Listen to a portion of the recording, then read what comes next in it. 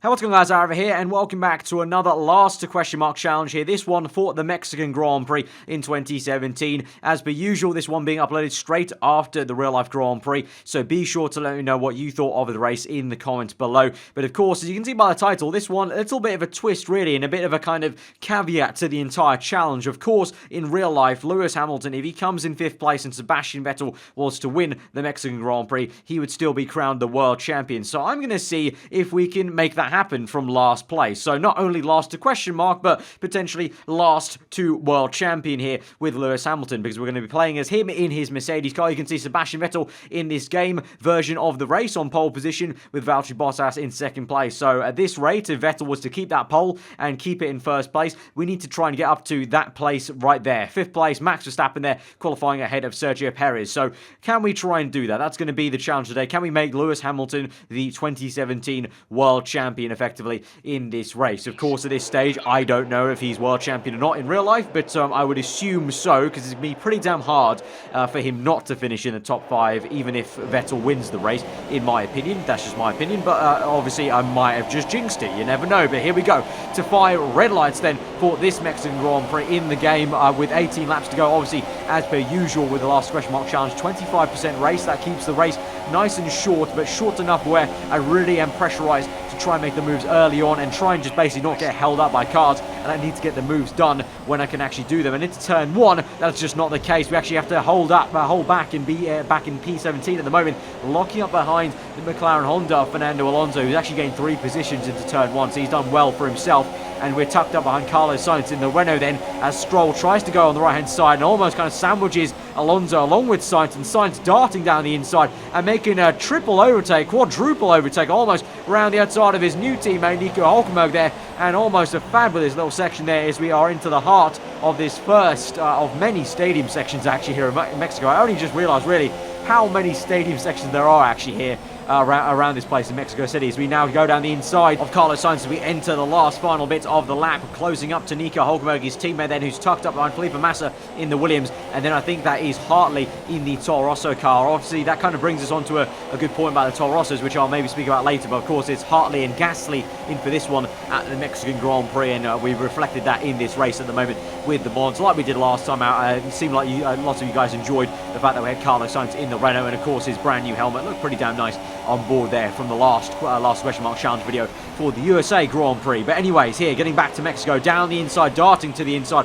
of Nico Hülkenberg, locking up on the right tire a little bit, that's fine, but generally speaking, actually, I've got to say, I was quite surprised about how this Mercedes felt around here in Mexico. I don't know what it was. Maybe it was the setup I was running for this race, or maybe it's just the Mercedes car around Mexico, but in the game, the Mercedes car definitely did not feel very planted and very on it like a car bonnet. It was very twitchy indeed, and also had just general understeer really into some of the in the first few corners here in sector 1, so very, very odd. I mean, it did kind of stick and come alive a little bit in the S section you're about to see, as Hartley manages to just about hang it around the outside of Felipe Massa to keep ahead of that Williams car as we're trying to break into the top 10, the points paying positions now. We're tucked up right behind the Brazilian now, up his gearbox, and we're going to go to the left-hand side. Around the outside this will be for the next corner as Massa locks up. He's made contact with us, and Massa almost plows into us and is trying to take us off the road there. So very odd stuff then with Felipe, but we do make it. I don't know, he kind of got flustered as we went around his outside, almost like he didn't kind of anticipate that happening.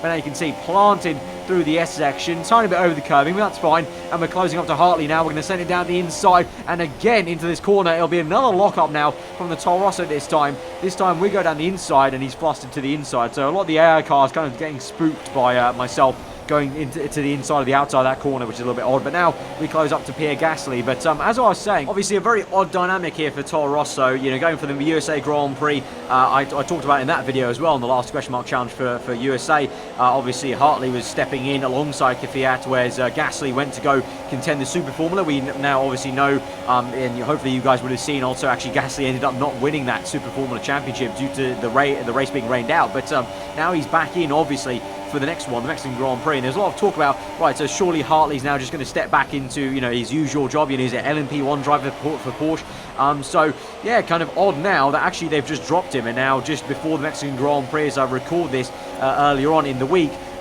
they've just seemingly dropped Kvyat now. He's no longer going to be driving for them for the rest of the season, and it looks to be he's now no longer going to be part of the Red Bull program. So very, very harsh stuff. I mean, I've been critical of him in the past as a driver, but, you know, just on a human base level, very, very harsh stuff to, you know, just be dragged around like that. You know, your career is destroyed almost just by being pushed around by Toro Rosso and Red Bull here and there and everywhere around the season, especially this second half. And just mentally as well, that must be very unstable in terms of just being poked around. So very odd dynamic of Hartley now, the LMP1 driver, and then Gasly, the GP2 champion, and the driver with only one race under his belt, now being the Toro Rosso main driver for Mexican Grand Prix. I mean, obviously, I hope they do well for Gasly's sake. I hope he can perform well and try and once again learn a little bit more about the car, etc., etc. And then obviously for Hartley, I mean, he had a decent enough showing, I guess, you know, to say it was his first race in Formula 1. Obviously not used to those cars, and jumping straight in at USA like that, I think he did himself proud, I guess, and he's looking forward to the next one. And, you know, maybe this is a little tester for the next season, they're saying potentially for 2018. I don't know, but we made the move anyway on the Force India, and that was, and we're trying to go slightly up the grid. We're up into P5 now, and so P4 it'll be by the time we get to lap 9. Now, I wanted to come in this lap, but Bottas, you can see on the top left, has come in on super soft tyres. You can see on the heads-up display, my tyre is very warm, so that was a little bit annoying because I wanted to come in this lap, then go on to super softs, and that would have been ideal for me, but not to be the case, unfortunately. I have to stick it out in P2. You can see the Ferrari car has just come out behind us, so we come in then on the next lap 10, but Raikkonen very, very close to us, so we won't be getting any of the top two positions then, clearly, as the two Ferraris in the lead of their own. But remember, the challenge for us today, you know, last a question mark, but, you know, really, in reality, it's going to be just trying to get that 5th place if we can. It looks like at the moment Raikkonen's actually leading the race, so I believe, I can't exactly remember the permutations, but I believe if Vettel was finishing 2nd, Hamilton would need 8th place, I think, or maybe 7th. So at the moment we can aim maybe for 7th or 8th, and we're literally in those positions right now. Actually, we're going to get overtaken for 8th place by Grosjean. So we're in that 8th place right now. So technically, if Vettel finished in 2nd, we would be winning the World Championship for Lewis Hamilton here at this race. But as we go on to overtake Grosjean, I think at the same time we're overtaking Grosjean, I believe up ahead, Vettel's actually making a move for the lead of the Grand Prix, because we move on and we overtake him on up into P7. We're now going to try and chase after Sergio Perez. A huge, huge gap to Sergio Perez, though. And so as we come into turn 1, a yellow flag is called out and a safety car is called out. Carlos Sainz out of this Grand Prix. Full safety car is called out, so that's going to bunch us up. As we look further ahead now, as we're behind, getting ready for the restart, you can see just about, I think that's Sebastian Vettel. Yes, Vettel is leading this race now, so he is into 1st place. Raikkonen's now gone down to 2nd. As you would imagine, probably in real life, Kimi would give the place to Vettel to give him the best chance of keeping the championship alive. And so now we have to effectively try and chase after 5th place. No longer is 7th place good enough, but thank God there was a safety car out, because if Vettel had overtaken for 1st place and there was no safety car, I probably would have been very, very screwed. So I have gotten lucky with this. Unfortunately, unable to get Perez on the restart completely, not able to get the speed and the legs on him down this main straight. But into turn 1, maybe we'll try something. A little bit of late dive bomb doesn't work out for us there, and so unfortunately we stick behind for 7th place. But you can see the 2 Red Bull cars lining astern there, so we need to get a move on and try and catch up to them as fast as we can, dispatch Perez as fast as we can. So here we move on to lap 15 then, so 3 laps to go, including the next one. So now here we go to the left hand side, close stuff there to the wall. Perez squeezing us, obviously his home Grand Prix. He's doing pretty damn well in 6th place, but here we go around the outside. This time we're the one that locks up, but around the outside up into 6th place, and now we can chase after those Red Bull cars. And now we need to only overtake Ricciardo. Don't need to actually worry about Verstappen then in 4th place. As long as we get 5th, that will be good enough for us today to achieve what we need to get the World Championship for Lewis Hamilton here at the Mexican Grand Prix. And we're going to do so right now. Cheeky little dive bomb down the inside. Lock him on the right tire. Toe-to-toe, side-by-side with the Australian. Great stuff there on the double right-hander. And around the outside we'll go. We'll leave him the space, but into the S section we have got it. And we've booked it up into 5th place. And that will be booking the World Championship. But of course, we're going to continue on. And you guys know me. Just going to continue to push on and try and see if we can get 4th place. If we can, see if there's any more action to be had in this Grand Prix. So into the last lap of the Grand Prix, locking up quite badly on the left front tyres. We close right up to Max Verstappen then, but unfortunately looks like not going to be it. Bottas in 3rd, and the 2 Ferraris are 1-2. And as much as I tried to close up to Verstappen in the S section, wasn't to be, and we are going to finish up in 5th place. But that is going to be the World Championship for Lewis Hamilton then theoretically, if he was to finish 5th place here and Vettel in 1st. So we have successfully done our challenge.